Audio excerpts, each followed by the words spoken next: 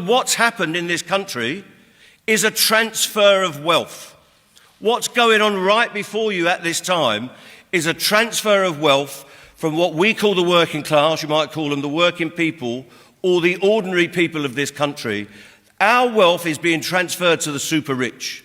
The oligarchs are running the country right now, and they're running it for their benefit, not the benefit of the people.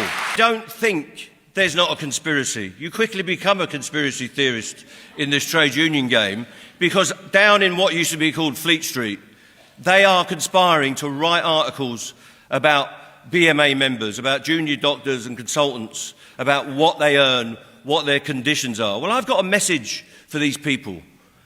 Why shouldn't working people, whether they're a consultant or a cleaner on the railway or a cleaner in a hospital, have a decent set of conditions, have a set of working practices that are respected?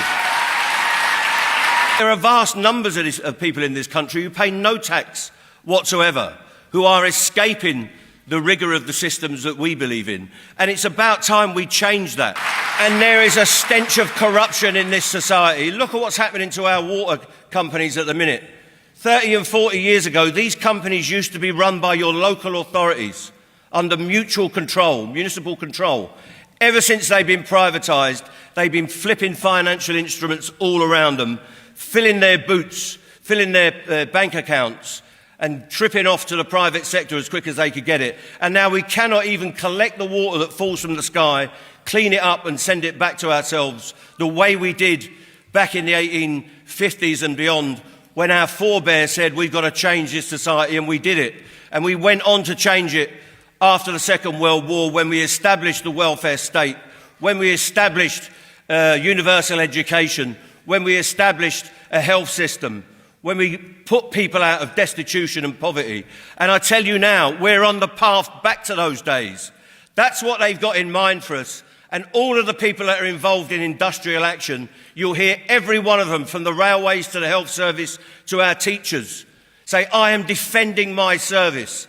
I believe in my service. And you cannot have a proper NHS, a proper education system, unless you pay the staff in it the appropriate rate of pay. That's what we're fighting for our welfare state, for the pillars of change and reform from the Second World War. And if we don't stand up and fight for it now, it will go through our hands and it will just be a memory. So we're with you all the way. A change is coming in this country. I can feel it out there. They told us that everyone would hate us a year ago. They told us that we'd be beaten in a fortnight.